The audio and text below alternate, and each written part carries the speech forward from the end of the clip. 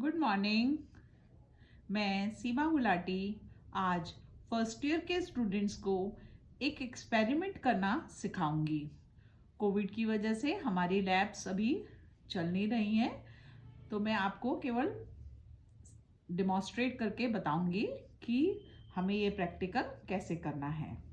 तो आज के हमारे प्रैक्टिकल का जो टॉपिक है या जो आज हम प्रयोग करने वाले हैं, उसका ऑब्जेक्ट है दिए गए द्रव का बिंदुमापी या स्टेग्लोमीटर की सहायता से आपेक्षिक पृष्ठ तनाव या रिलेटिव सरफेस टेंशन ज्ञात करना।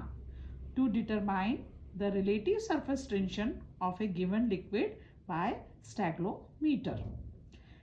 इस प्रयोग को शुरू करने से पहले मैं आपको पृष्ठ तनाव के बारे में थोड़ा सा बता देती हूँ। पृष्ठ तनाव क्या होता है? किसी द्रव के एकांक पृष्ठ पर लंबवत कार्य करने वाला बल पृष्ठ तनाव या सरफेस टेंशन कहलाता है। यह प्रत्येक द्रव का अभिलक्षणिक गुण है, मतलब ये कैरेक्टरिस्टिक प्रॉपर्टी है किसी भी लिक्विड की, द्रव की। सीजीएस की पद्धति में हम इसे डायन पर सेंटीमीटर से, इसकी इकाई जो है क्या है, डायंस पर सेंटीमीटर है। केश नली में द्रव का चढ़ना, वर्षा की बूंदों का गोलाकार होना आदि सब पृष्ठ तनाव के कारण ही होते हैं। सामान्यतः ताप बढ़ने पर द्रवों के पृष्ठ तनाव कम होते हैं, क्योंकि ताप के बढ़ने से अणुओं की काइनेटिक एनर्जी या गतिज ऊर्जा बढ़ जाती है, जिससे अणुओं के मध्य जो इंटरमॉलिक्यूलर अट्रैक्शन फोर्स होता है वो कम हो जाता है, इसलिए पृष्ठ तनाव भी कम हो जाता है। ठीक है, अब हम इसको प्रयोग को शुरू करते हैं। इस प्रयोग को करने के लिए हमें जो आवश्यक उपकरण है, वो जो इसको करने के लिए जो मेन इंस्ट्रूमेंट है वो हमारा क्या है, स्टेग्लोमीटर या बिंदुमापी। ठीक है, इसके अलावा हमें जो चाहिए वो है पिचकॉक, रबड़ की नली, तापमापी या व बीकर आदि। ये सब जो है हमें इसको रिक्वायर्ड जो हमारे इंस्ट्रूमेंट्स होंगे वो ये हैं। ठीक है, सबसे पहले हम इसका सिद्धांत देखते हैं, थ्योरी जिस पे ये बेस्ड है। यदि हम दो भिन्न भिन्न द्रवों के आयतन समान आयतन ले लें के लिए बिंदुमापी से गिरने वाली बूंदों की संख्या क्रमशः N1 व N2 है, तो उन द्रवों के पृष्ठ तनाव और घनत्व क्रमशः गामा 1, गामा 2 और D1, D2 हैं।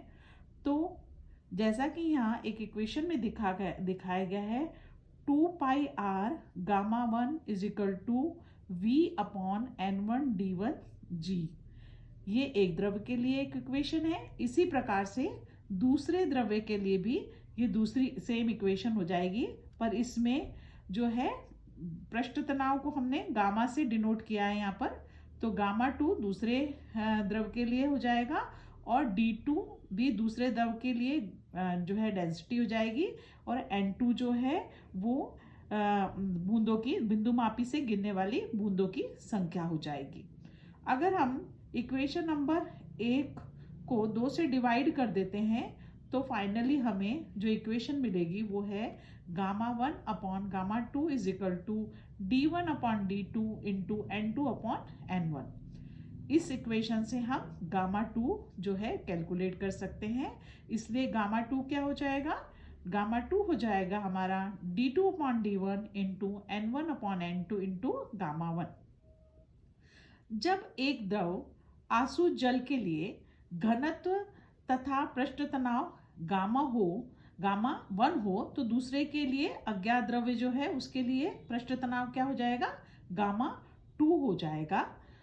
इन दोनों ये जो सूत्र है ऊपर हमने गामा 1 और गामा 2 दिखाए हुए हैं, तो इसलिए हम उपरोक्त सूत्र की सहायता से गामा 2 की गणना कर सकते हैं। अब इसको हम कैसे करना है एक्सपेरिमेंट वो देखते हैं। इसकी विधि देखिए। सर्वप्रथम बिंदुमापी या जो स्टेग्लोमीटर है उसको हम क्रोमिक एसिड से धो लेते हैं, बाद में इसे आसू जल से धोते हैं और फिर इसको सुखाने के लिए ओवन में रख लेते हैं ताकि इसमें कोई भी द्रव की बूंद लगी ना रह जाए। अब इसे स्टैंड पे, इस बिंदु मापी को हम स्टैंड पे कस लेंगे। बिंदु मापी के ऊपरी सिरे पर एक रबर ट्यूब है तथा पेचदार पिकॉक लगा देते हैं।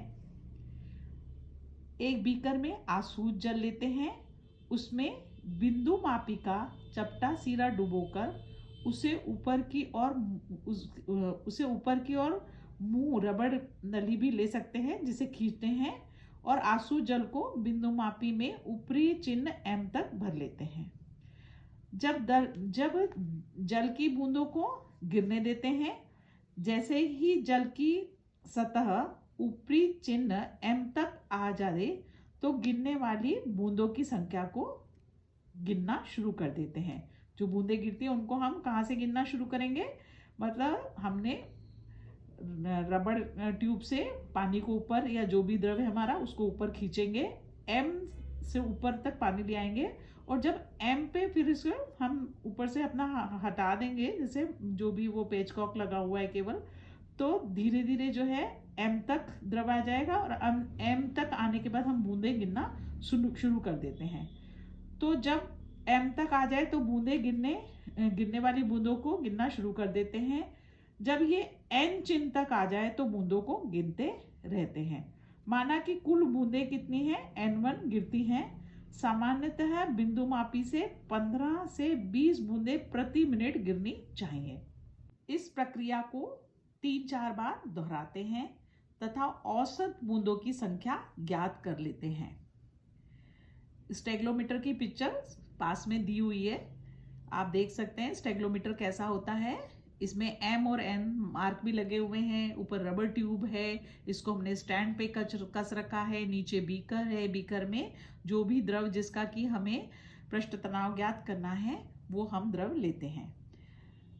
फाइनली अब हमें क्या करना है, अब हम क्या करेंगे, हमने बूंदों जो है जल से ये स्टेगलोमीटर से बूंदों की संख्या जल से गिन ली है। अब जल लेके अब हम इसको फिर दूसरे एक्सपेरिमेंट करेंगे, मतलब जो अननोन द्रव है हमारा उससे करेंगे।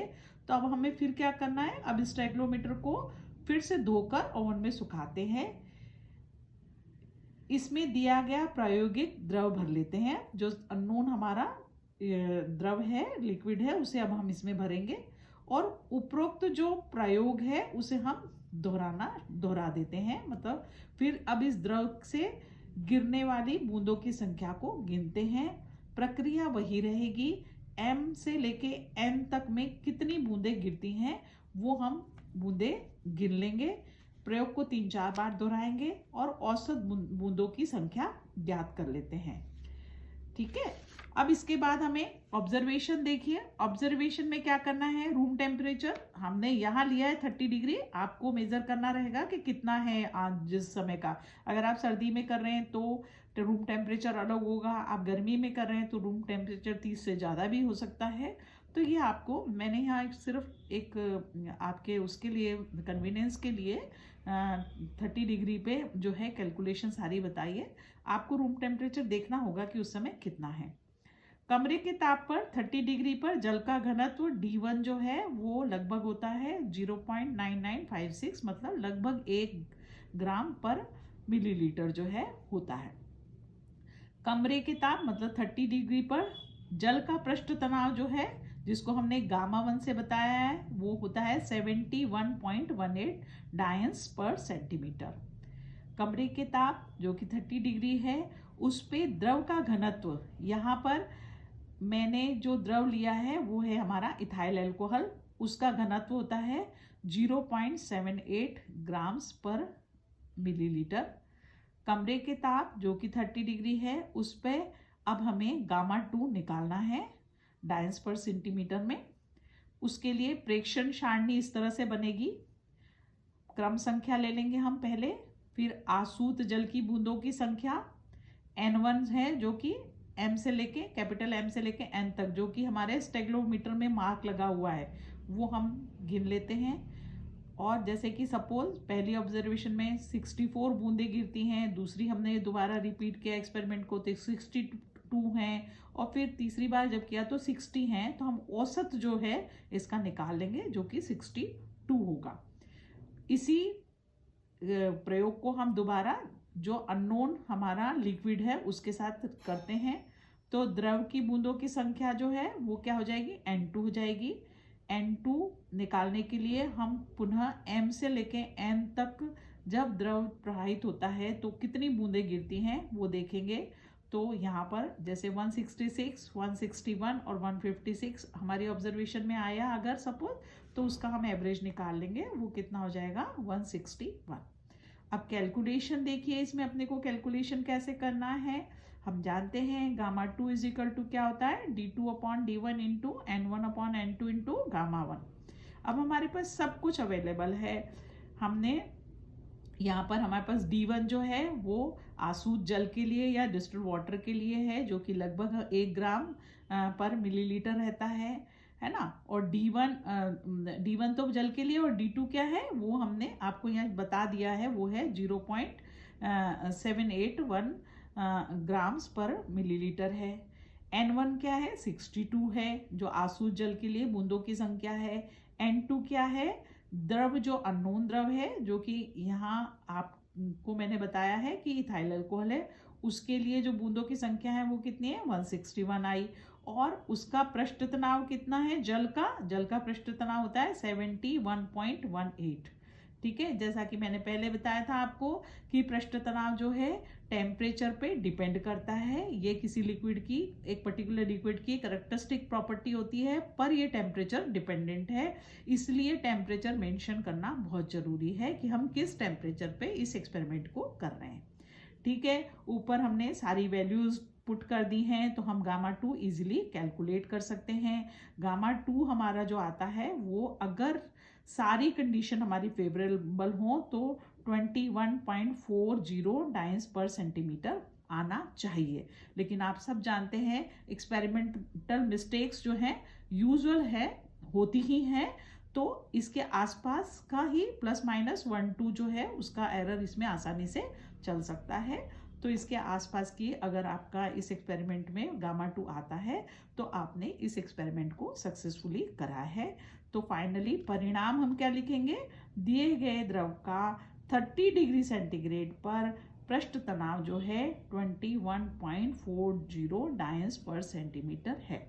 तो आज हमने पृष्ठ तनाव कैसे ज्ञात करते हैं, इसमें एक चीज और मैं आपको ध्यान दिलाना चाहूंगी, रिलेटिव है ये हमने किसी द्रव का पृष्ठ तनाव नहीं निकाला है, हमने रिलेटिव पृष्ठ तनाव निकाला है, मतलब रिलेटिव सरफेस टेंशन है ये। जल के साथ हमने जल और उसको रिलेटिव सरफेस टेंशन मेजर किया है। यहाँ पर हमने उसका एग्जैक्ट सरफेस टेंशन मतलब उस तरह से हम नहीं निकाल सकते हैं, तो रिलेटिव सरफेस टेंशन हमने मेजर किया है आज। तो नेक्स्ट उसमें मैं आपको कोई और एक एक्सपेरिमेंट बताऊंगी। Thank you.